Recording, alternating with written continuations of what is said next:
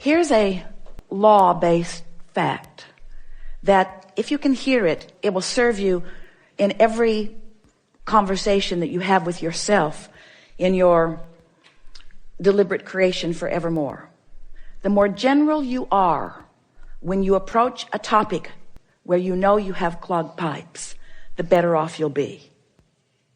Now think about what that means. If you don't have any clogged pipes, if you're thinking about something wanted, then the more specific you are, the faster the momentum and the better it is, because you're carving out a path of least resistance to something. But when you're thinking about something unwanted and adding to what you do not want, then the less specific you are, the better off you'll be. Does that make sense to you? So, you start. What's the goal here? To find the first pure thought about abundance. A pure thought about abundance. So just reach for a pure thought about abundance, which means try not to have it have any relationship to you. If you're not feeling abundant, then be good to leave you out of the equation for just a little bit. So let's just talk purely about the idea of abundance. All right. I would like the idea of abundance to make me feel free. Now, you don't feel free with the idea of abundance yet. So you just said something you don't mean. And this is something, now friends, we said we're going to really be fine-tuning here. So hear this statement. When you say something you don't mean, law of attraction, here's what you do mean. Ooh. So you poked at it with a stick and didn't get the results that you wanted. See what we're getting at? So let's, rather than talking about abundance and money, let's talk about abundance. Abundance of clarity, abundance of sunshine, abundance of ocean. Are those easier for you to feel abundance about? Definitely. All right. So with the idea of fewer clogged pipes and just more free-flowing thought, lots of sun abundance, isn't there? I never wake up and wonder, well, wait. Esther couldn't find the ocean for 3 days last week. So that statement was not exactly accurate. Whether I can see the sun or not, I know it's out there. Whether I can see it clearly or not, I know it's there. That statement feels pretty good, doesn't it? I know it's there. I really never worry about the sun not being there. There are aspects of well-being and abundance that I just take for granted. My belief is never challenged about it. I just know that there is abundance around me. Yeah. So I accept that from the unseen, abundance flows to me in this form. And so it is logical to me that from the unseen, that all nature of abundance will flow to me. And that in the same way that I can be in a vibrational place of just allowing that to happen, I can be in a vibrational place of allowing more abundance on more subjects to happen. Feel how free-flowing that is? In other words, no resistance. Those statements were easy to make and felt good as you make them. Now that may be all the work that you need to do for one conversation that you're having with yourself. And you can tell that you've done good work because you have contemplated a subject and you felt good while you contemplated it. So we're going to make a statement to you, really to all of you. This is another refined point, very fine-tuning, deliberate creators that we are visiting with here today. So how do you feel about the concept of, in order to get the results that you want, if you've got some clogged pipes, just never mind them, lay some new pipes? Doesn't that make perfect sense to you? Isn't that an easy to understand concept? So now we just want to insert this very important understanding.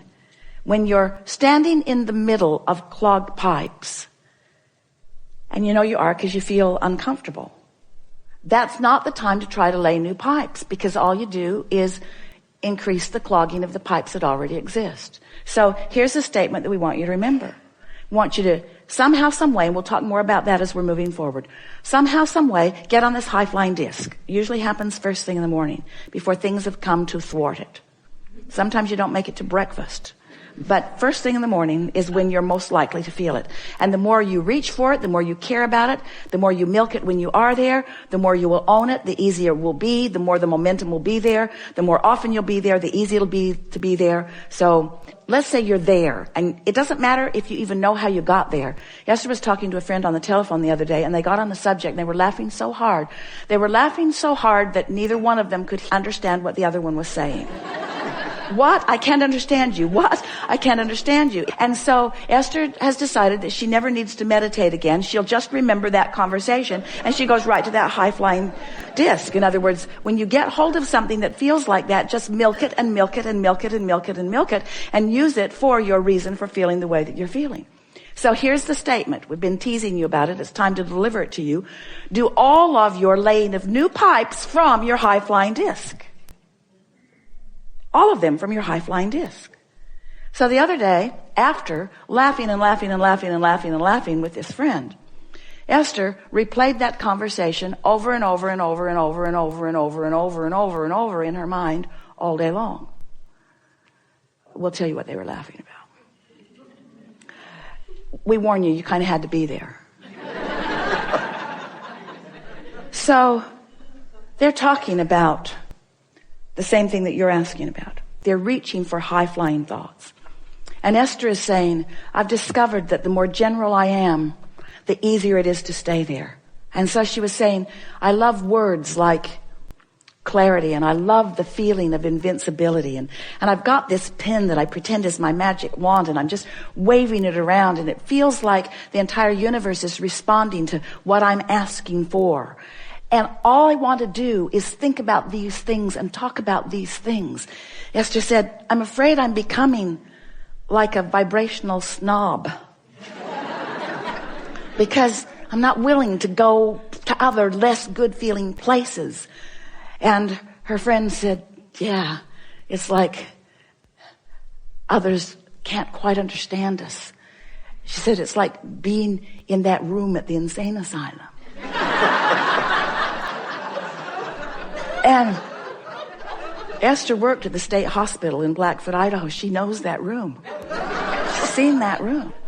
So Esther began laughing. And then one or the other of them is talking about people walking by and hearing them laughing in there and saying, just leave them alone. And don't get too close to the door. And then Esther said, yeah, and they'll slip food under the door to us. And her friend said, yeah, and we'll think we manifested it.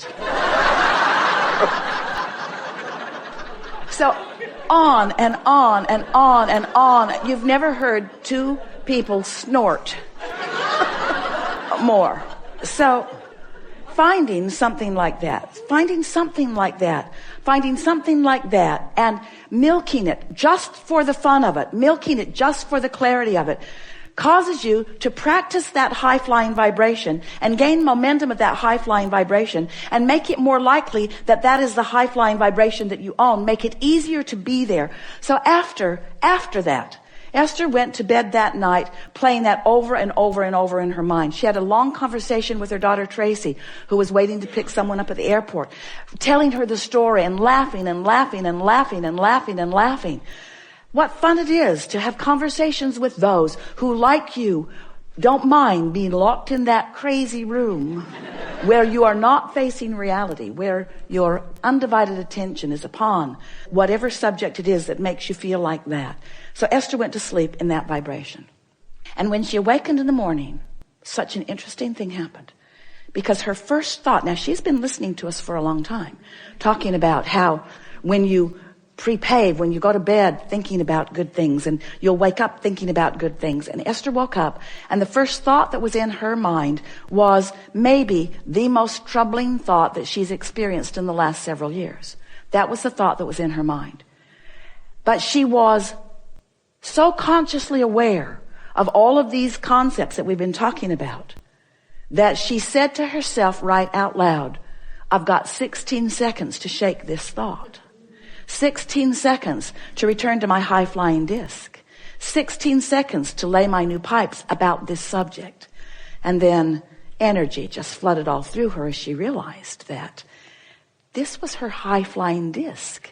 This was her chance to take a subject that had been troubling and approach it from her high-flying disc. And she left it in a place never to return to again. You see what we're getting at? This is the way that you find clarity. This is the way you find abundance. You wait until you're in that feeling of high-flying abundance, and then you can approach the subject that's a little more troubling if you want to, understanding that it's risky, but it's only 16 seconds of risky, right? You've got 16 seconds. You've got 16 seconds to let it go or to bring it into alignment. Our favorite story that fits right here. We've got to tell it to you now because it means everything. Sometimes it's like you say to us, Abraham, I've jumped out of an airplane and I have no parachute. What do you suggest that I now do? And we say, hang on, it'll be over in a little while. Because there is a momentum that is happening that there's not any action that you're going to be able to offer that's going to make any difference. You understand that? So what we're saying to you is don't struggle, don't fret, don't effort, just crash and burn. It's all right. Because tomorrow you can get up and get on the high-flying disc. Tomorrow you can get up and get on the high-flying disc. Tomorrow you can get up and get on the high-flying disc. Tomorrow you can get up and get on the high-flying disc. And after a few days of tomorrow getting up and getting on the high-flying disc, one day Esther said to us, Abraham, I refuse to accept that I have to wait until tomorrow to get on the high-flying disc. I have tools that you've given me. I can get back up there anytime that I choose to get back up there. So what are we talking about? We're talking about your conscious awareness of your vibrational output. Yes? We're talking about your conscious awareness that you are vibrational beings. Yes? We're talking about your awareness that you can choose the vibration of your being in this moment, but that it takes a little practice. Yes? And some subjects have enough momentum going that it's going to take getting up tomorrow and getting up tomorrow and getting up tomorrow and getting up tomorrow and getting up tomorrow and getting up tomorrow and getting up tomorrow and getting up tomorrow. This could take a while. Getting up tomorrow and getting up tomorrow and getting up tomorrow.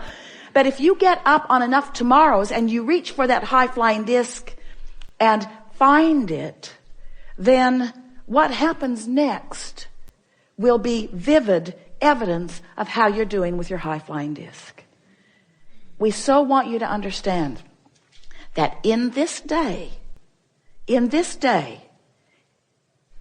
evidence of what disc you're on is going to be all around you. Esther said the other day, the people around me are making me believe that I might be on the ornery disc. She resented them, but she had to accept she had rendezvoused there with them. You pick the disc and you'll rendezvous with others who have picked the disc, you see. And sometimes if you don't realize that you're on it till you're on it, there's enough momentum going that it's hard to get off of it. But that's the work. So here's the rule of thumb that we would follow if we were standing in your physical shoes. The better we feel, the more we would milk it. The worse we feel, the more we would try to ignore it. That's what Jesus meant when he said, turn the other cheek. Choose your vibration and give it your undivided attention if it feels good. And give it as little attention as you can if it doesn't feel good. So Esther was thinking the other day about the words that we used, and she could feel the poignancy with which we were talking about those clogged pipes in her pond and how they were clogged from neglect. And Esther got this visual image of pipes that she's laid to all kinds of things, wanted and unwanted. And she's got open pipes to unwanted things and open pipes to wanted things. And what keeps them open? Attention to them. Attention to them keeps them open. She's keeping the path of least resistance open to wanted and unwanted things, yes? But if she neglects them, they just clog up from neglect. So it's a new, even better application of this clogged pipe analogy. What paths of least resistance are you carving open every day? I hate that guy. I've always hated that guy. That guy is such a pain. The guy dogs me. I think he stalks me. He's everywhere I go. I don't like that guy. That person at work is everywhere I go, always in my face. Who's keeping the pipes open? That's what we want to ask you. You are. You're always the one who's keeping the pipes open. So if you look around any environment, whether it's the environment of your memory, whether it's the environment of your work, whether it's the environment of your family, whether it's the environment of the people that you are moving through the freeways with, whatever environment that you're moving around in, you are the one who's keeping the pathways open. You're the one that gets to decide. So be more specific if it's a pathway you want open, and be more general if it's one that you would like to just sort of stop. The more general you are, the less momentum there will be. Helpful? Yeah. Really good. Thank you.